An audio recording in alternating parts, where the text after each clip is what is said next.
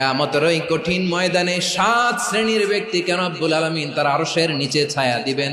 তার মধ্যে প্রথম শ্রেণীর ব্যক্তি হলো ইমামুন আদিল, যে ইনসাফের সাথে বিচার করে, যে জাস্টিস সমাজে সার্ভ করে, যে সুশাসন নিশ্চিত করে, ওই ইমামুন আদিল। আদিল শব্দটা বুঝছেন না? ইন্নাল্লাহা ইয়া'মুরু বিল আদল, পাইছেন? আদিল। 7 শ্রেণীর ব্যক্তিকে আল্লাহ তাআলা সুশীতল আরশের নিচে ছায়া দিবেন, যেদিন তার দেয়া ছায়া ছাড়া কোনো ছায়া থাকবে না।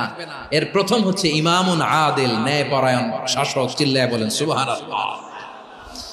আবার বিশ্বনবী বললেন, ইন্নাল মুকসিতিনা ইনদাল্লাহি আলা মানাবিরা মিন নূর আন ইয়ামিনির রহমান। কিয়ামতের দিন যারা ন্যায় পরায়ণ হিসেবে আল্লাহর সামনে দাঁড়াবে, কিয়ামতের দিন রব্বুল আলামিন তার আরশের ডান দিকে ওই ন্যায় পরায়ণ লোকদের জন্য আরশের ডান দিকে একটা নূরের